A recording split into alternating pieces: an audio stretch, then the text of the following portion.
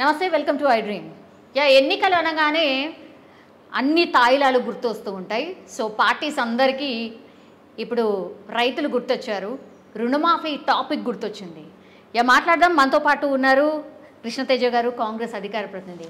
నమస్తే సార్. ఎన్నికలు దగ్గరికి రాగానే ఇక అన్ని వర్గాల ప్రజలు గుర్తొచ్చినట్టుగా మీకు కూడా ఐ థింక్ రైతులు గుర్తొచ్చిండ్రు ఆల్ ఆఫ్ సడన్. అండ్ 2 లక్షల రుణమాఫీ అనేది ఇప్పుడు ఒక సంచలనం అనేసి అయితే ఒక వార్త రన్ అవుతుంది. నిజంగానే సంచలనమా లేకపోతే ఎన్నికల తాయిలమా, నమ్మొచ్చా? ఇప్పుడు 2018లో 1,00,000 రుణమాఫీ అని చెప్పి 2023లో 1,00,000 రుణమాఫీ కాంగ్రెస్ అడగంగా రైతులతో ఒత్తిడి చేపిస్తే చేస్తారు. ఓకే, ఇప్పుడు 1,00,000 రుణమాఫీ అయినా దానిపైన వచ్చిన వడ్డీలు, చక్రవడ్డీ రోడ్డు కట్టాలి మేడం. అన్నీ బేరే చేసుకుంటే 2 లక్షల దాకా అవుతుంది ఇవాళ.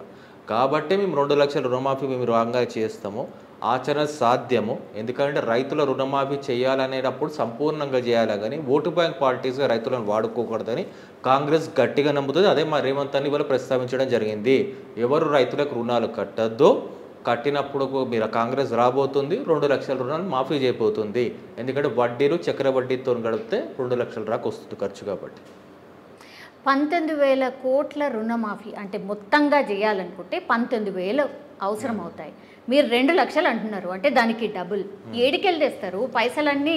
రైతులకు రుణమాఫీ ఇస్తే సరిపోతుందా? మిగతాది ఎట్లా నడవాలా మరి? ఇప్పుడు మేడం రెవెన్యూ ఉంది, కానీ రెవెన్యూ అనేది దీర్ఘకాలికంగా ఒక ప్లానింగ్ లేదు. ఇప్పుడు రైతు బంధు లాంటి స్కీమ్లే తీసుకుందాం, ఎగ్జాంపుల్ చెప్తున్నా. ఎక్కడైతే రైతు బంధు లాంటి స్కీమ్లో నిజంగా చిన్న సన్నకారు రైతులు కాకుండా 20% రైతులు ఎవరికైతే జనరల్లీ గణాంకాల ప్రకారం తీసుకుంటే, మొన్న కాగు ప్రవేశపెట్టిన నివేదిక ప్రకారం తీసుకుంటే సుమారు 55,000 కోట్లు వృధా ఖర్చు పోతుంది వాళ్ళకి. వాళ్ళు వాలంటరీ ఇవ్వకపోతే 55,000 కోట్లు వాళ్ళకి సంవత్సరం మనం ఖర్చు పెడుతున్నాం. అంటే 3 ఎకరాల కంటే పైన ఎత్తున్న వాళ్ళ రైతుల గురించి చెప్తున్నాను నేను.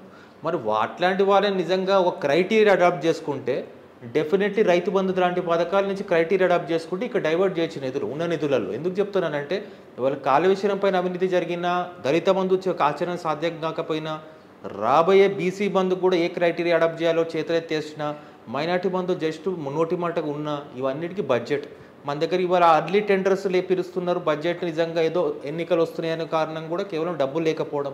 ఈ నిధులు ఎక్కడి తేవాలని అందరి క్వశ్చన్ ఉంటుంది. నిధులు ఉన్నాయి మన తెలంగాణ రాష్ట్రంలో, హైదరాబాదే కాదు ప్రతి జిల్లా అందిస్తుంది. మీరు 2 మాటలు మాట్లాడుతున్నారు. నిధులు లేవు అంటారు, రెవెన్యూ అంతా ఈడికెళ్ళి వస్తుంది అని అంటారు, దాని తర్వాతనేమో ఉన్నది అంటారు. 2 మాటలు ఎట్లా మాట్లాడతారు? ఎట్లా నమ్మాలి?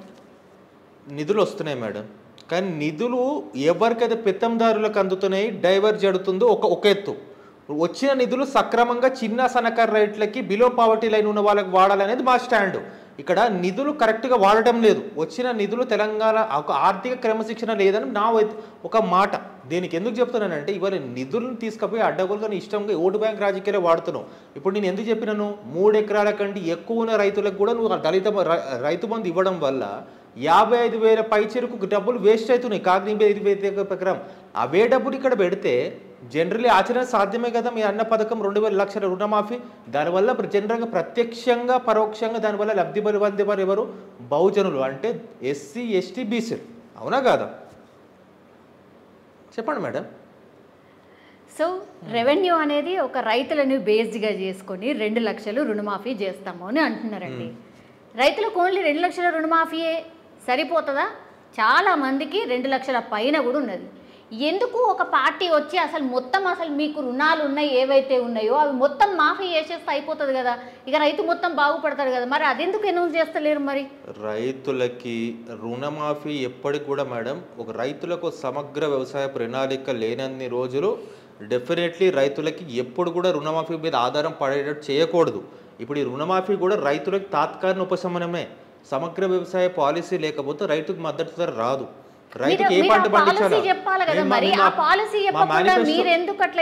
మా మేనిఫెస్టోలో అది పొందుపరచడం జరుగుతుంది. సమగ్ర వ్యవసాయ పాలసీ వారిని అంత నిపుణులను తీసుకుని వివరచన చేయాలా. తెలంగాణ సమాజంలో రైతు పండించిన పంటకి మద్దతు ధర ప్రకటించాలా. రైతులకి ఎవరైతే వరి ఉచిత విత్తనాలు ఇస్తామన్నామో ఉచిత విత్తనాలు ఇవ్వాలా, ఇన్పుట్ సబ్సిడీ ఇవ్వాలా. ఇవి రైతులకు అవసరం మేడం. ఇవి అందించుకుంటూనే రుణమాఫీ ఏకకాలంలో ఇప్పుడు రైతులకు ఏదైతే భారంగా ఉందో ఆ రుణమాఫీ చేస్తాము 2 లక్షలు, దానివల్ల మీకు 50 నుంచి 60% రైతులు ఉపశమనం కలుగుతుందని మేము ఆలోచిస్తున్నాం. ఎందుకంటే మాకు ఎప్పుడు కూడా మేడం 3 ఎకరాలు దానికంటే చిన్న సన్నకారు రైతులు ముఖ్యం. ఎందుకంటే వాళ్ళే ఇప్పుడు ఆత్మహత్యతో రైతులు ఉన్నారు. కేసీఆర్ 1,00,000 రుణమాఫీ అన్నారని మీరు 2 లక్షలు అంటున్నారా? ఇప్పుడు బీజేపీ వచ్చి మీరిద్దరు 2 అన్నారు కాబట్టి బీజేపీ వచ్చి 3 అంటదేమో, ఇంకో పాట వచ్చి 4 అంటది. ఇట్లేనా ఇక? ఇప్పుడు నా దగ్గర కౌలు చేస్తున్న రైతులే ఉన్నారు మేడం. 2018లో 1,00,000 రుణమాఫీ అని చెప్పి వెళ్ళినారు ఎలక్షన్లకి. తర్వాత దాని మీద తీర్చుకోవడానికి మళ్ళీ దాని మీద ఇంట్రెస్ట్ తీసుకొచ్చుకున్నారు. మళ్ళీ ఆ ఇంట్రెస్ట్ చేస్తారని మా ఇంట్రెస్ట్ ఇవి మొత్తం తీస్తే 2 లక్షల ఖర్చు వస్తుంది. ఇప్పుడు అవే తీసుకోండి గణాంకాలు. అవే అప్పుడే 2 లక్షల రుణమాఫీ అన్నమాట ప్రకారం చేసి ఉంటే ఇవాళ రుణమాఫీ అనే కాన్సెప్ట్ రాకపోను ఇదే ముఖ్యమంత్రి ఇవాళ రుణమాఫీ చేస్తే ఓటు బ్యాంక్ రాజకీయం చెప్పుకోవడానికి బాగుండేది.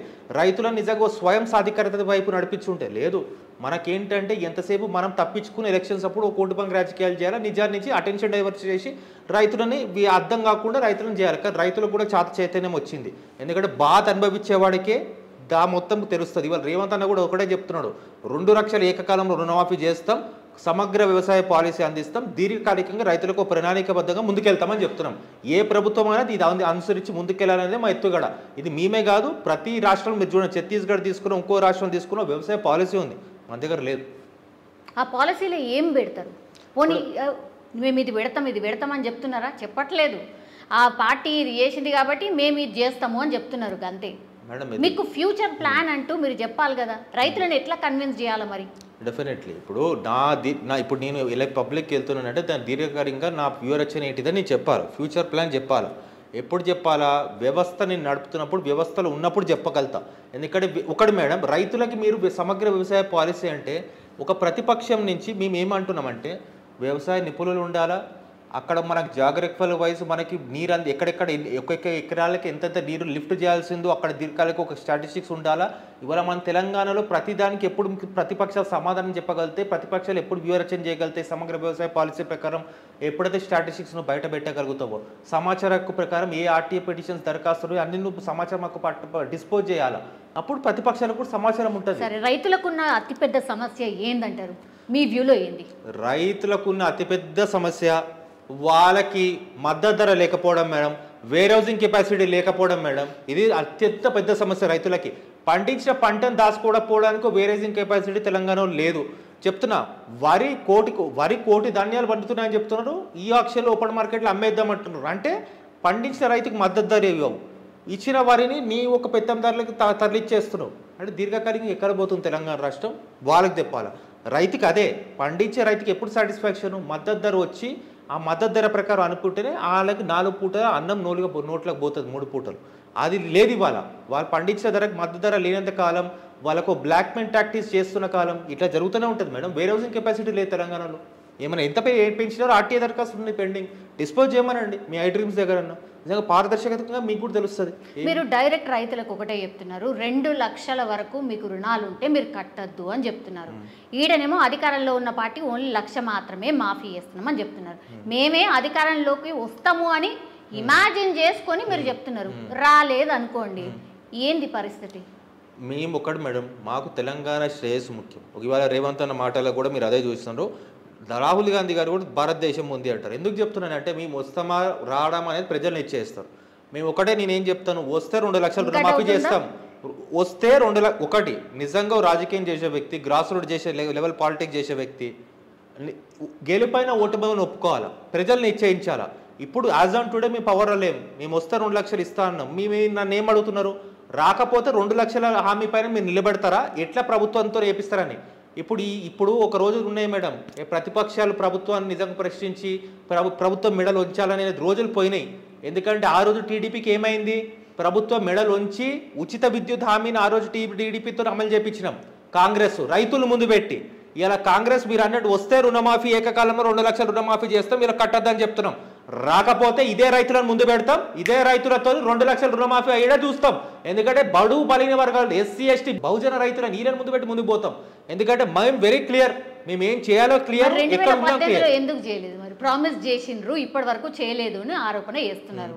2018లో మరి ఇప్పుడున్న ప్రభుత్వం చేసింది కదా, ఎందుకు రైతుల్ని ముందడ పెట్టలేదు, ఎందుకు ఆ ప్రామిస్ నెరవేర్చలేదు? ఇప్పుడు 2018 అంటే 2019 ఎండింగ్ నుంచి మొదలు పెట్టుకుంటే 2 సంవత్సరాలు తీసేద్దాం బయట. మనము దాని కోవిడ్ వల్ల 2022 నుంచి ప్రతి దగ్గర మీకు చూడండి మేడం, ప్రతి దగ్గర రైతులు ఎక్కడ అక్కడ వీఆర్ఏ వ్యవస్థ ఉన్నప్పుడు వీఆర్ఏ పెద్ద ఇబ్బంది అయింది.